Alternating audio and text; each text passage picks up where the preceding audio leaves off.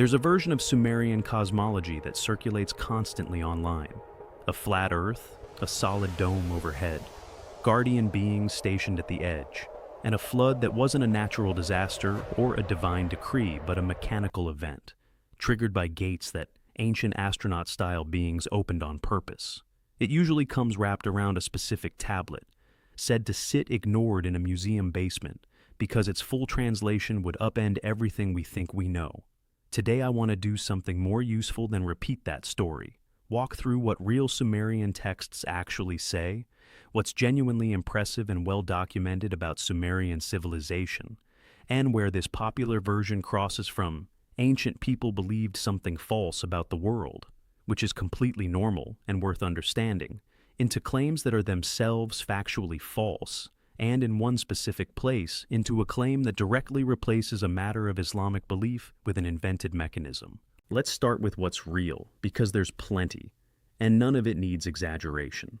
Sumerian civilization, emerging in southern Mesopotamia by roughly the 4th millennium BCE, genuinely produced some of the earliest known writing, legal codes, and organized urban administration in the archaeological record. Their sexagesimal, base 60 mathematical system is real and is the direct reason we still divide an hour into 60 minutes and a minute into 60 seconds today.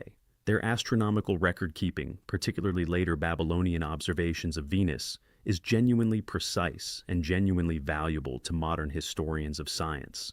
None of that is in dispute, and none of it requires any claim about aliens, domes, or hidden knowledge to be worth admiring. The Sumerian king list is also real, a genuine, widely studied ancient document, and it does open with a line in the standard scholarly translation, stating that kingship descended from heaven. This is real ancient political theology. Mesopotamian kings across many centuries claimed their authority was divinely granted, a completely standard feature of ancient Near Eastern kingship ideology, comparable to how many ancient and even later monarchies claimed divine right to rule. Reading this specific phrase as evidence of a literal spacecraft or physical descent of extraterrestrial rulers is not the interpretation of any credentialed Assyriologist. It's a modern reinterpretation layered onto a real text, and it's worth being clear that the layering, not the text itself, is where the extraordinary claim comes from. Now, the cosmology. It's genuinely true and well documented in real comparative religious scholarship that multiple ancient Near Eastern cultures, Sumerian, Babylonian, and Hebrew among them, describe the sky using solid physical language, a firmament, a dome, sometimes a latch, holding back waters above. The Babylonian creation epic, the Enuma Elish, really does describe the god Marduk splitting the body of Tiamat to form the sky and the earth, and really does describe him setting a barrier to hold back the waters above. The Hebrew word in Genesis, rakia, genuinely carries connotations of something beaten or hammered flat, and biblical scholars have long and openly discussed its resemblance to this same regional cosmology. This is real, mainstream, uncontroversial academic territory. Comparative ancient Near Eastern cosmology is an actual field, and none of it is suppressed. It's taught in universities and published in accessible books. Here's where I have to be direct rather than diplomatic. The claim that a specific Nippur tablet gives a measurement in Sumerian Baru units that converts to a disk radius matching the Earth's actual mean radius to within 2% is not a documented, published finding from any real cuneiform text. No such calculation appears in the peer-reviewed Assyriological literature. Presenting an invented number as an eerie near match to a modern scientific measurement is a storytelling technique, manufactured specificity designed to feel like evidence, not something that can be checked against any real museum catalog or publication. The same is true of the claim that this tablet describes a gate system operating the flood in 7 controlled stages. This specific narrative detail does not appear in the actual published text of either the Atrahasis epic or the Enuma Elish, both of which are real, translated, and available for anyone to read. And it's worth being equally direct about the underlying physical claim, separate from any specific tablet. The Earth is not flat, and it is not enclosed under a physical dome. This isn't a matter of competing interpretations or a suppressed alternative model. It's directly, repeatedly, independently measurable, and has been confirmed through completely different methods for centuries, well before spaceflight. Ancient Sumerians and Babylonians, working without that information, understandably pictured their world differently, using the tools and observations available to them. That's a genuinely interesting piece of the history of ideas. It's a different thing entirely to suggest that a flat domed Earth is a suppressed truth that modern science has hidden. It hasn't hidden it. It has, through independent, repeatable measurement, ruled it out. I want to pause on one specific claim in this narrative because it isn't just historically shaky. For anyone approaching this from an Islamic perspective, it directly conflicts with a matter of belief. The version of this story that describes a flood engineered mechanically by Igigi operating gates in a physical dome is, at that point, no longer describing ancient Sumerian belief. It's substituting an entirely different explanation for the flood than the one given in Islamic teaching. In the Quran, the flood in the time of Prophet Nuh, peace be upon him, is described as a punishment sent by the decree of Allah in response to his people's persistent rejection of his message after he called them for centuries to worship Allah alone. It is an act of divine justice and mercy toward the believers who boarded the ark with him, not a mechanical event triggered by extraterrestrial engineers operating infrastructure.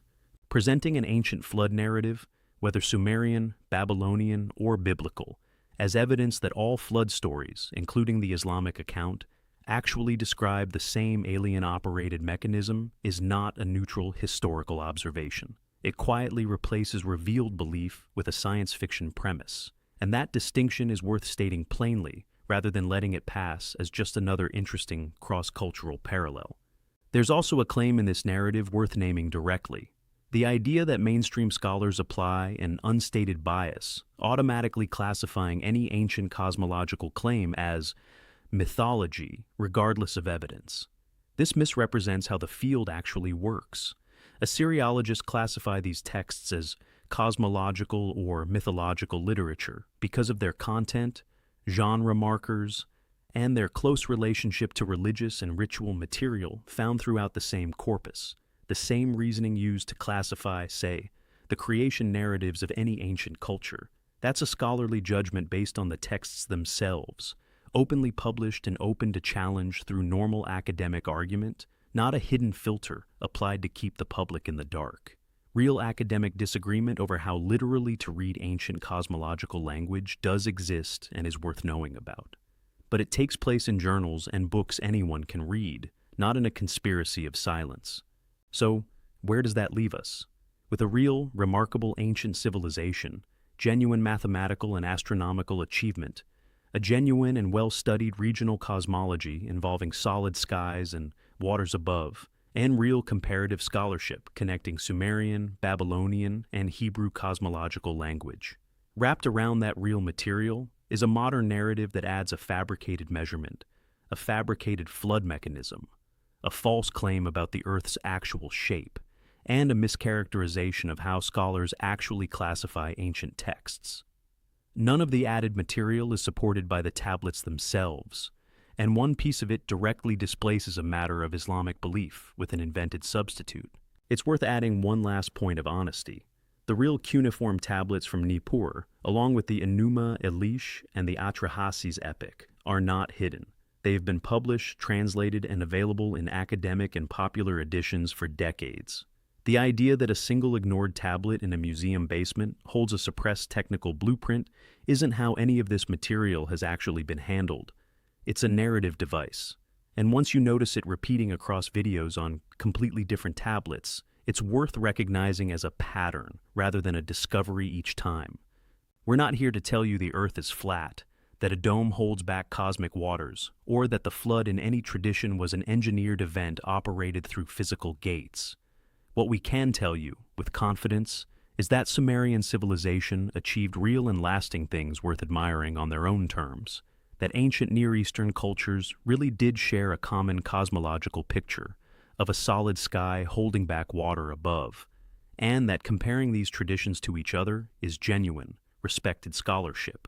Everything about a hidden dome measurement matching Earth's radius, a mechanically engineered flood, and a suppressive scholarly conspiracy belongs to invented narrative, And for the flood claim specifically, it isn't just unverified history, it stands in place of what Islamic teaching actually says happened, and that substitution is worth naming rather than passing over quietly. If this kind of thread interests you, the real version is still genuinely rewarding. Reading the actual translated Enuma Elish, the Atrahasis epic, and real comparative scholarship on ancient Near Eastern cosmology will tell you more, and more honestly, than any version built on a measurement or a mechanism that doesn't actually appear in the clay.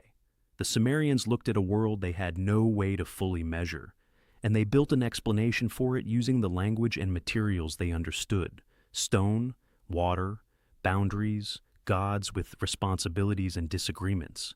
What they left behind is real, and it's already remarkable. It doesn't need a hidden number or a secret machine to earn your attention.